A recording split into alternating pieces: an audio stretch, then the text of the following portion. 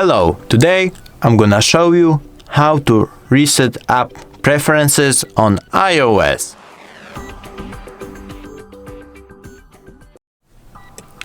First, what we need to do is get to the settings.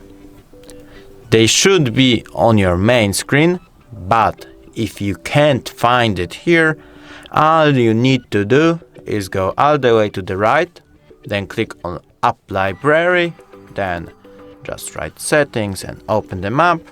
Now just go to General, scroll down a little bit. Now click on Transfer or Reset iPhone. Click on Reset, and here, unfortunately, the only thing you can do is reset all settings. You can't just reset an app preference.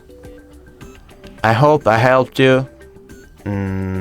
Thanks for watching and bye.